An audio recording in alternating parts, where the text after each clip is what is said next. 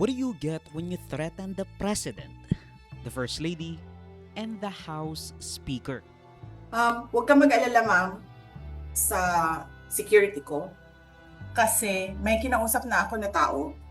Sinabi ko sa kanya, kapag pinatay ako, patayin mo si BBM, si Lisa Araneta, at si Martin Romualdez. No joke. No joke. Nagbilin na ako, ma'am. Pag namatay ako, sabi ko, huwag ka tumigil hanggang hindi mo mapatay sila. And then he said yes. In a fit of rage kasi nakulong yung aide mo. Putang ina ninyong lahat. Martin Romualdez, Lisa Marcos, Bongbong Marcos. The chair declares the sufficiency in substance of Sabala et al. Impeachment complaint. So ruled. The chair declares the Cabrera impeachment complaint sufficient in substance. So ruled.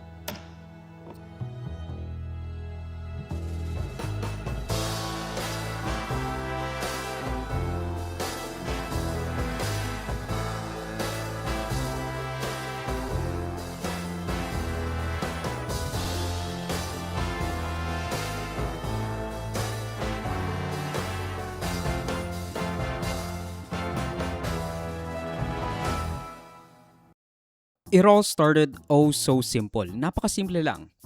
Nagpray si Amy, Bilang tahanan naway kalingain ninyo ang bawat kasapi ng ating pamilya sa Senado. Ipaglaban nawa ng Senado ang bawat kasapi ng aming pamilya. Ipagtanggol sa pamumulitika at di katanggap-tanggap na puwersa ng mga dayuhan. Proteksyonan nawa ng Senado ang bawat senador. Gaya ng proteksyon nyo, Panginoon, sa inyong mga anak. Lupigin at puksain niyo po ang panunuhol, pananakot, panggigipit, pangkonsente sa kamalian dahil lamang sa pagkahayok at labis na pagnanasa sa kapangyarihan. walang ugong-ugong ng pagbabago sa liderato ng Senado, or at least, ayun ang sabi ni Alan Peter Cayetano. Confirm sa inyo na walang katotohanan na magpapalit ng leadership para itigil yung impeachment. That's just political talk. Kung pakikinggan natin ng mabuti, ang sabi niya, walang kudeta para itigil ang impeachment. Pero mukhang may kudeta para makontrol ang impeachment court dahil usap-usapan na si Kiko Pangilinan ang hahalili bilang impeachment manager dahil hindi raw lawyer si Tito Sotto at again, the impeachment is a quasi-judicial at quasi-political na affair. Sui generis, kumbaga. Alas, with a slim majority ng Senado of 13 for Cayetano, 9 for Sotto, at 2 abstentions, nabuo na ang panibagong liderato sa Senado with Alan Peter Cayetano as Senate President. Nagulantang si Tito Sotto sa mga pangyayari dahil usually, alam dapat bago pa magsimula na magkaroon ng kudeta o rigodon sa leadership. Kumbaga, alam dapat ng aalis o papatalsiking Senate President na again, papatalsikin siya. Pero hindi. Kaya nga nagsorry pa si Cayetano kay Sotto kasi hindi niya ito nakausap. We disagreed but we found a way to disagree in private and then work together for the country. So I really admire your statement yesterday saying that you serve at the pleasure of the body. So may I manifest and that there are now at least 13 members of the Senate who wish to have a leadership change, and that Senator Bato de la Rosa is in the building and will be here in a minute. So may I kindly inform and apologize to the Senate President that for security reasons, I could not go up to you earlier to ask you and tell you this, but had to inform you this way. But I give you all my respect and ask for an orderly transition in accordance with our rule, Mr. President. Thank you. So, nasorpresa si Sotto dahil apparently, Senator Bato de la Rosa, who has been absent for 5 to 6 months, is in the building. Para lang bumoto kay Alan Peter Cayetano.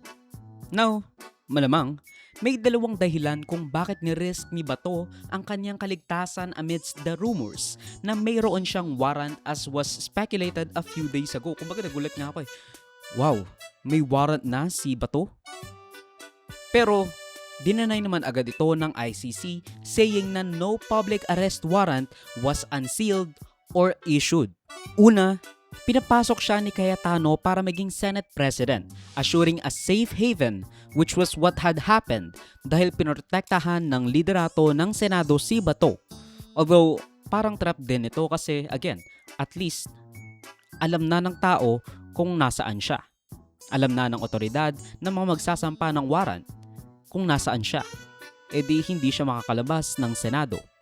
Or at least, so we thought. Ikalawa, o at least, baka double whammy, the very same day kasi, inaprobahan ng House of Representatives ang articles of impeachment laban kay VP Sara with 257 in favor, 25 against, at 9 abstentions.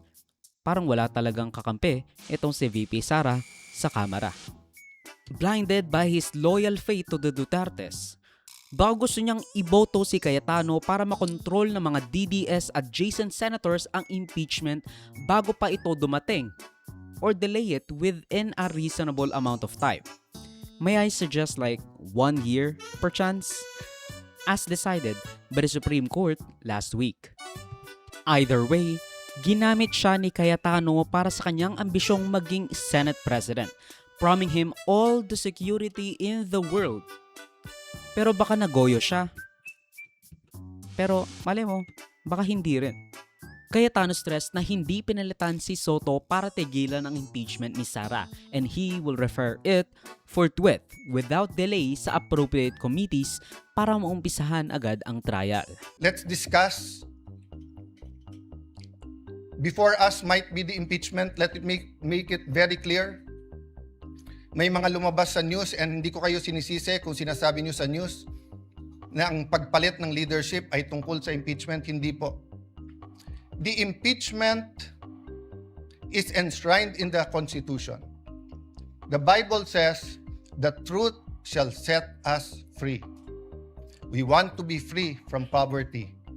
We want to be free from corruption. The impeachment will be much, much more than dismissing a complaint because of political affiliation. And it's also much, much more than convicting someone without evidence. Parehong hindi pwede yun. Kailangan guided tayo by the truth, guided by evidence. But the process is as important as the result. Hindi natin pwedeng sabihin, she or he will make a bad president. Or wala na tayong maasahan dyan sa presidente, wala na tayong maasahan sa vice president, impeach na lang natin. Hindi po. The Senate is also on trial. Pero kailangan nating tandaan, this isn't VP Sara's first rodeo sa impeachment. Pero ang surprising lang ay yung dami ng bumoto pabor sa impeachment niya despite the scare tactic of announcing her candidacy sa pagkapresidente as she is being investigated sa Committee on Justice para sa mga maanumalyang nangyayari sa kanyang opisina. Ako si Sara Duterte. Tatakbo bilang Pangulo ng Pilipinas. Syukran. Tandaan natin na last year, 215 ang signatories sa impeachment ni Sara sa pamumuno ni then House Speaker Martin Romualdez with allegations na nabili ang boto through threats of delayed projects/kickback nila. Ngayon, 257 ang bumoto pabor. Hindi lang nalagpasan yung 1/3 requirement, nalagpasan din yung previous record ng pinsan ng presidente. Kumbaga, kung isipin natin parang mas malaki yung impluensya ni Bogie D kaysa kay Romualdez. Or at the very least, that we think so. Kasi siya ang nakupo. Pero ang impeachment na to, hindi clear sa mga alegasyon ng coercive behaviors dahil sabi nga ni Amy Marcos, bukod sa threats na pagdelay ng proyekto, inaambahan din daw ng kaso ng ombudsman along with other incentives ang mga congressman. Kasi nga, bumoto sila in favor of the impeachment last time. So, bakit ngayon hindi sila bumoto? Sinabi ko, three little letters kasi ang ginagawa nila. Nung una, FLR, for later release. Ibig sabihin, itetenga yung kanilang mga project. Ngayon, nasanay na sa hirap at hirap pa rin na talagang walang mga project, walang lumalabas. Ngayon, yung three little letters daw, OMB, kakasuhan daw kayo. Ano ba ito, nananakot?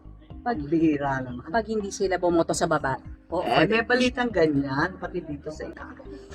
Now, kung ako ang tatanungin, aakalain ko rin na kahit na may 1/3 na pipirma sa impeachment ni Sara, hindi ko ina-expect na sosobra ito ng 1/3 at hihigit pa yung last year dahil ang alam ko, wala ng pera sa DPWH at sinuri ng mabuti ang budget at kung may pabuya man, mas maliit ito kung ikukumpara sa maaaring makuha nila or nakuha nila na hindi magiging worth it yung pirma nila sa impeachment at yung magiging alleged reward nila kung meron man sa threat na iisa-isahin silang balikan ni Sara. Isama mo pa yung threat ng PDP laban na kung sino man ang bumotong pabor sa impeachment ni Sara, hindi makakapasok sa partido ni Duterte at baka tulungan pa nila ang kakalaban dito. So, let's look at the conscientious objectors at proponents ng impeachment ni VP Sara, starting with the most shocking of them all. Ang boto ni Kamanggagawa Party List Representative Eli San Fernando na bumoto ng yes with the strongest reservations na pati ako nagulat dahil at the very least, ang iboboto niya ay abstain dapat. Or so I thought. So I offer my apologies sa mental image ko sa iyo. Mr. Speaker, mga kasama, simplihan lang po natin. Meron bang sapat na batayan ang mga alegasyong ipinupukol sa Vice Presidente? Meron. Is the process to determine probable cause polluted, politically motivated, or questionable? Yes. Pero sa gitna ng mga agam-agam sa kredibilidad ng naging proseso, nananatili pa rin bang accountable ang Vice Presidente bilang mataas na opisyal ng ating bayan? Yes. Then let us hold the Vice President accountable. Kailangang masagot ng Vice Presidente ang lahat ng mga aligasyong ipinupukol sa kanya. Ang trial ang magbibigay ng oportunidad upang siya'y makapagpaliwanag at hayaang malitis upang malaman ng lahat kung siya ba ay may pananagutan o dapat na mapawalang sala. Ito lang po ang tanging paraan, Mr. Speaker. Sa parehas na dahilan, hindi ligtas ang institusyon at gobyernong ito. Let us also hold those who cast the stone accountable. Hindi bulag at mangmang ang mga manggagawa. Hindi nawawala sa isip ng marami ang trilyong pisong kinurakot sa ghost flood control projects. Ang mga mali-maletang pera na nawala sa korupsyon sa ilalim ng administrasyon. Kaya ang usapin ng accountability ay sumasaklaw rin sa institusyong ito, maging kay Pangulong Bongbong Marcos. Pero can you blame me? Ang estilo mo kasi noon pa, parang Duterte, populista. Mga boss, may isa na namang tanga na sumulpot sa gobyerno. Sabi ni DTI Secretary Cristina Roque, kasya na daw ang 500 piso para sa Noche Buena. Tapos sumama pa kina Leandro at Kiko Barsaga na through and through maka Duterte. Nang hinayang pa nga ako sa kanya noon kasi nakikita ko sa mga pinaglalaban niya yung gusto kong makita sa isang party-list congressman or even senator. Yung hayagan na pro-labor pero hindi dumidikit sa leftist or sa Makabayan Bloc kasi meron na silang stigma. You know, I like the Makabayan Bloc. Pero hindi sila mananalo ng kasing popular as what we would have wanted. Kasi nga meron ng mental image ang tao sa kanila na sila ay komunista, that they are fronts of the CPP, NPA, NDF. Noon, ang akala ko, ginagamit niya lang yung popularidad ng pagiging makamanggagawa with all the flashiness at lengguwahe ng isang karaniwang Pinoy katulad ni Duterte noon. Tapos, he'll capitalize on the favor na nakuha niya sa tao pero magiging trapo rin. Ayun yung nasa isip ko. Kung sa dun sa sahod ko kasi, minimum wage lang kinukuha ko. The rest, ibinibigay doon sa, by bigay, we mean, pinupool yan. Tingnan mo Doon na. sa mga organizers namin. Your salary is around 300,000 Yes. gross. When you say minimum wage, So, 695, so that's around 16,000 a month. Yun lang ang tinatago mo. Yun ang, Yung lahat, Yun ang for dinodonate mo yourself. sa... the rest, pinupool namin. Kasi meron kami mga organizers. Sa National Federation of Labor? Yes, National Okay. Federation Doon mo of Labor. binibigay? And yung mga organizer namin sa Kamanggagawa, doon namin binibigay. Plus, meron kasing mga kaso. Karamihan yung mga manggagawa may kaso yan eh. Correct. Mga illegal dismissal. Illegal dismissal. Pag pupunta ng DOLE, NLRC yan, walang pamasahe. So sa halip na magsampa sila ng kaso, di na sila magsasampa. Kasi wala nga kaming pamasahe, wala kaming pangkain. So ang ginagawa namin, sige, eto pamasahe, eto pangkain, mag-file kayo ng kaso. Sasamahan namin kayo, we will support you.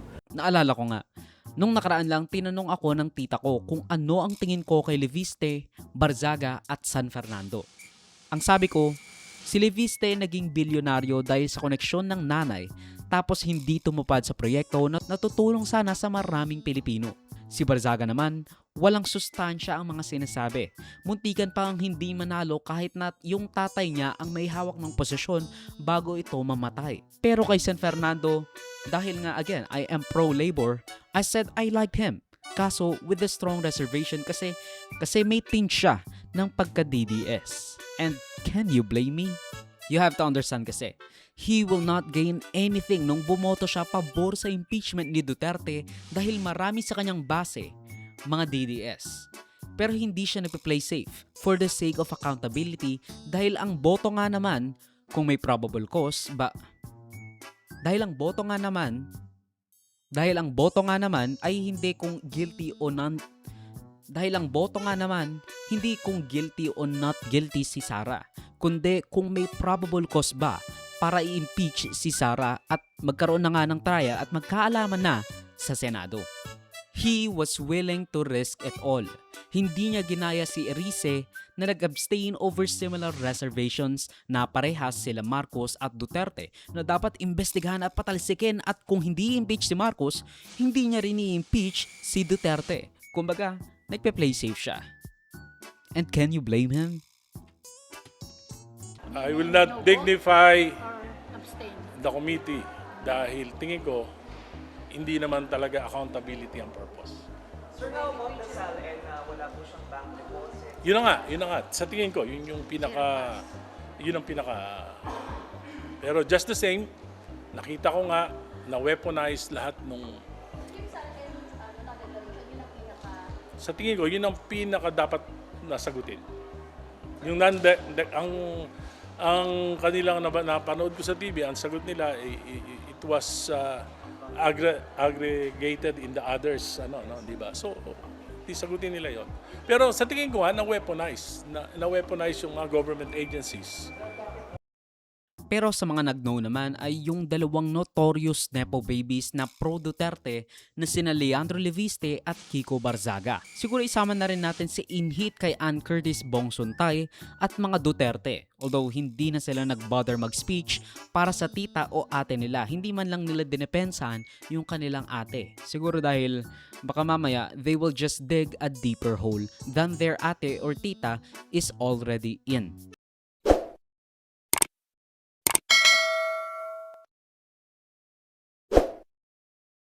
Ang video clip na ito ay galing sa aking series ng News and Worthy Recap. Check the entire videos for the complete weekly news recap and subscribe to the channel to be kept up to date sa mga local at global news na ang make sure will be interesting to you. Particularly you, whatever your name is. Hindi ko alam, sorry. Salamat sa panonood mga kaparami. Like, subscribe, follow me like sa socials and avoid Joseph that will be linked down below. So, susunod of course. Paalam.